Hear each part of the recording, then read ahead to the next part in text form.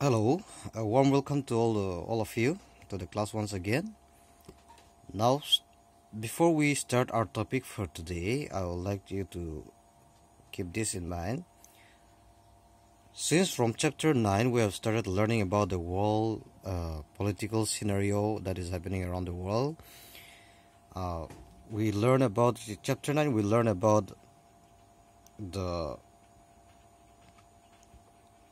end of the Second World War and the emergence of the Cold War between the two superpower, that is Soviet Union, the former Soviet Union, and the USA. And then on chapter 10 we talked about how Soviet Union disintegrated and then they lose their power, and then USA became the sole superpower in the world, the only superpower in the world. Now in chapter 11 you have talked about in the different areas in political scenario, or whether it be in economic or whether it be in culture, even in the in talking about in terms of the culture, how USA have dominated over the world. So all these chapters that are interlinked, and even the topic which we are going to discuss today is definitely interlinked with these three topics. So I want you to keep those things clearly in your mind. Chapter 9 we talk about the Cold War. Chapter 10 we talk about the disintegration and the end of the Cold War. Chapter 11 we talk about the existence or emergence of the USA as a superpower, the sole superpower. And here in chapter 12 today we are going to talk about the alternative centers of economic and political power. Now the world knows how it feels like to be dominated by only one superpower. So they started searching for another or alternative centers of economic and political power. They started focusing where they can get another source of power, or an alternative source of power can be created. So here today we are going to, in this topic we will talk about different alternative centers of political and economic power. Might be in the form of a country, or might be in the form of organizations. However, we'll see to that. But first, today here we want to see about the first alternative centers of economic and political power in the new political war arena. However, we will not talk about directly about their political power. I just want you to give a brief history how it was. So here today the first one we are going to talk about is China. So like I've told you, I'm not going to directly deal how it has become a superpower, or alternative center of economic and political power for the world than the USA. This China, it was dominated by the foreign power, or it was exploited by the foreign power before and during the Second World War. It was dominated, it was ruled by foreign power like Japan.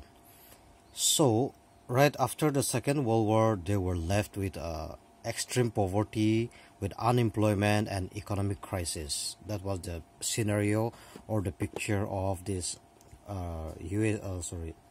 China after during the Second World War. They were exploited by foreign countries, and then they were left with poverty, unemployment, and economic crisis.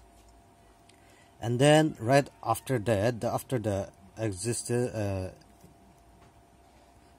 of the foreign power from the country, they faced with a civil war again between the two group, that is the communist group of Mao, Red Army, and national government led by Chiang Kai-shek, leader called Chiang Kai-shek.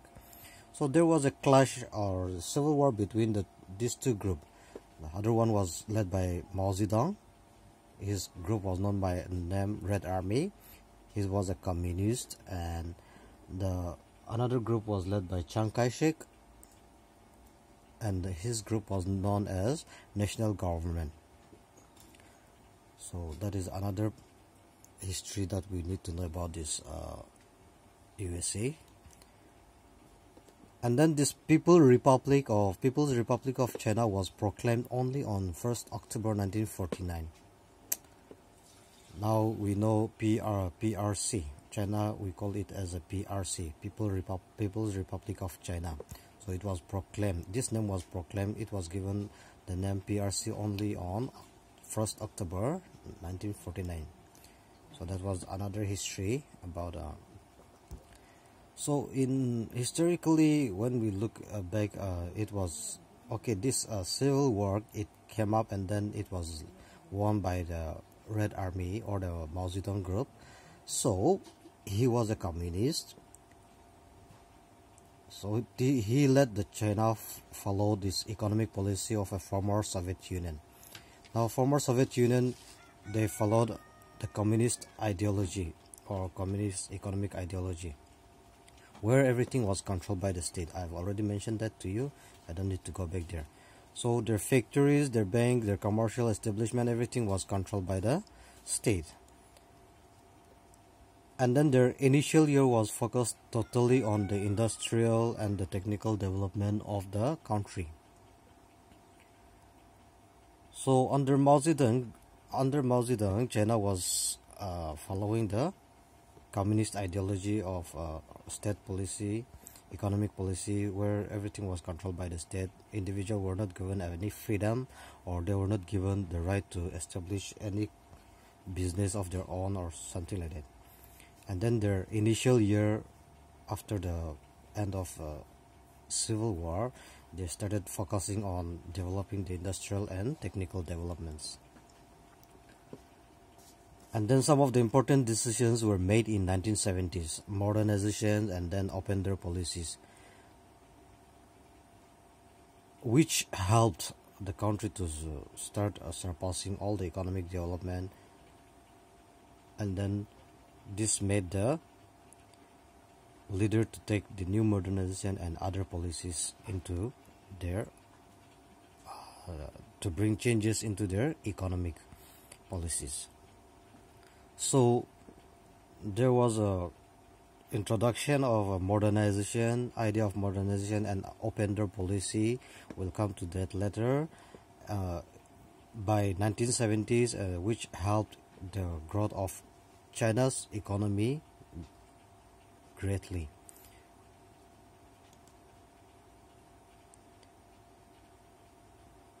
So what were the important modernization or the open door policy that was introduced in 1970s, or how did it help China?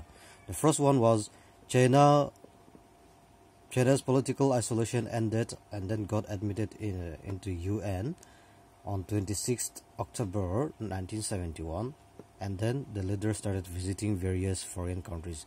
Now, prior to this 21st October 1971, prior to this, China was not involved with any other country. Means they did not interact with foreign countries. They solely believe that this communist or this socialist ideology is very convenient for them. So they did not have any interaction with other political countries prior to 1971. However, with the new modernization or the idea of modernization, China's political isolation, they broke their political isolation, and then they started getting involved into the world politics. And then by October 26, 1971, they also got admitted into the UN, the United Nations.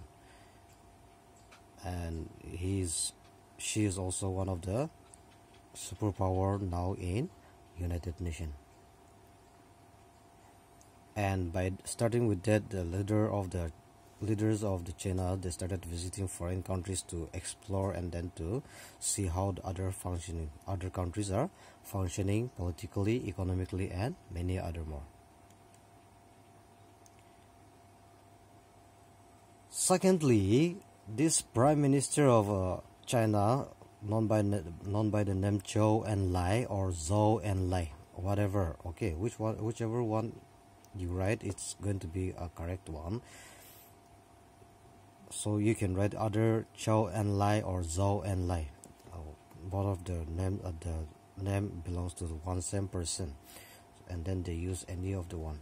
So it's okay whenever you are asked who introduced the form modernization program in China, you can write Zhou and Lai or Zhou and Lai, whichever one will be correct.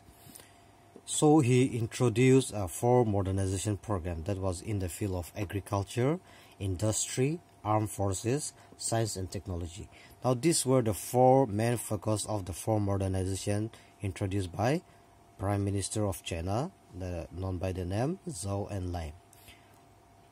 And then with this introduction of this form modernization, it transformed China into a powerful socialist country. That was what he believed. He believed that with the modernization of agriculture, industry, armed forces, science and technology in China, it will transform China into a powerful socialist country. So that was his belief.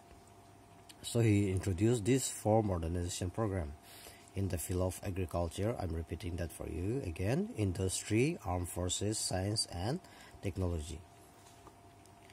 Okay. However,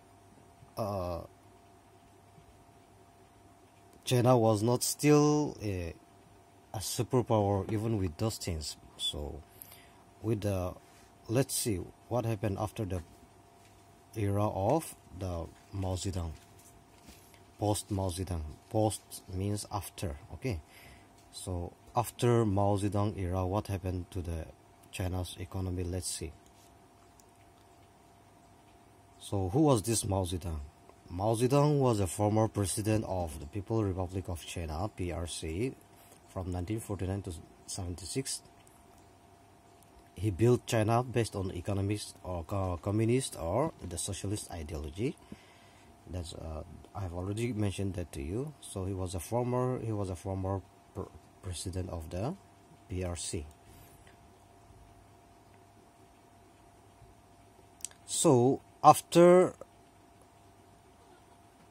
Mao Zedong's date in 1976, after 1976, this first policy, the open door policy under Deng Xiaoping, was introduced into China. Now, Deng Xiaoping also called this open door policy as the second revolution. So in 1978, he introduced this open door policy under his leadership, Deng Xiaoping, and then he called it as a China's second revolution. Now, what is this open door policy? Open door policy, under this policy, China's business, China was open up. The country China was open up for the foreign business to invest in their country.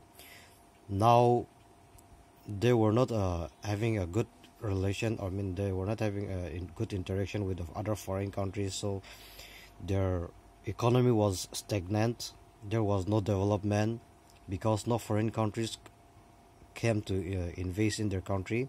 So under under Deng Xiaoping in 1978, he introduced this open door policy where he opened up the country China to the foreign business persons or the industrialists from other foreign countries, so as to let the country's economy prosper.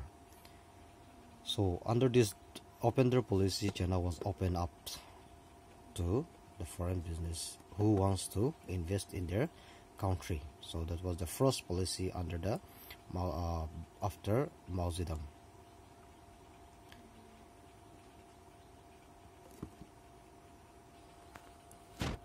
Okay, so what is the difference? What difference have made after Mao Zedong and the present China? What is the difference? Where does the difference lies? Let's see with some of the points. After the downfall of, or after the rule of Mao Zedong, agriculture already got privatized, which lead to the exponential increase in the agricultural production. peasants became their own owner of their land. Now, you know what is meant by privatization. These peasants or the farmers, they were given the land of their own. They were no more working under the land of someone or of the government. But these peasants who were working in those lands, they were granted a freedom to own their own land. And then, because of that, they started working. Since it has become their own land, they started working with full energy and then with full potential. Now that led to the increase in the agricultural products, because when I'm working on my own land, I'm going to give my best so that I can produce, and then I can sell them, and then I can earn some income. But when I'm working on someone's land, or when I'm working under on the government's land, I won't be giving that much effort as I do in my own land. So that was the positive impact of privatization of this agricultural sector.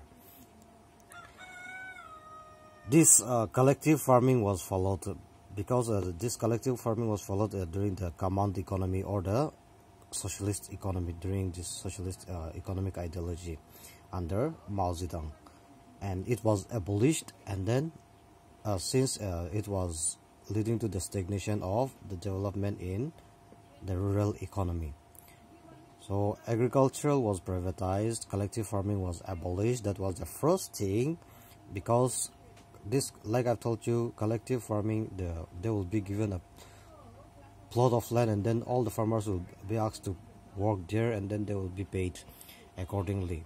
So that was the kind of thing. The collective farming was followed. However, it was abolished after the death of Mao Zedong. Second one, the special economic zones were created. Now, what are these special economic zones? These special economic zones means those areas in a country, in some region, like in Nagaland. If we open up a special economic zone in Dimapur, we'll try to collect a low tax or no tax to the foreign investment who wants to set up their business in Dimapur. There will be no tax that will be collected to them, even though they are from foreigners. Now, in non-special economic zones, they may charge you, when you want to set up your business, they may charge you 10% of your income. You have to pay tax of 10%. But if you are going to set up your business in a special economic zone, or the areas where there is a special economic zones are being created, then you don't need to pay a tax to the government of that country, or you may be asked to pay only 1% or at the lowest rate. So those are the special economic zones. So the special economic zone means the areas of a country which has a special economic regulations for the foreign investment. Why this was introduced? Because it wants to attract the foreign investment in the country. Now, why foreign investment is important for the country? Now, definitely when the tourists or the foreign people, they come to our country, they are bringing their money, and then they are spending their money here in our country. Now, definitely we, the people of India, we are the one who is earning, or the Naga people, we are the one who is earning. So definitely this foreign investment is so much important. So because of this special economic zone, in order to attract the foreign investment in the country, it was created. With the help of this idea, in the year 2005, $72.4 billion was earned through this foreign investment, and by 2006 it crossed $820 billion. Now that is a huge investment. I mean, very huge development or success. Because of this special economic zone, the foreigners started investing in China, and then they started earning a lot in 2005 72.4, then in 2006 within 1 year it crossed even 820 billion. So that was a great achievement from the side of the Chinese government. Okay, thirdly, China became the member of the World Trade Organization. Now we all know what is this World Trade Organization, so I don't need to talk about that so much. However, by 2001, China became as open up its economy, and then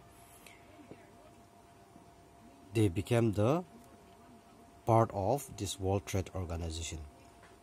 Now China opened up its economy in different areas, like in banking sectors, the tourism, and the telecommunications. And by 2001, you please keep this year in mind, China became the member of the World Trade Organization.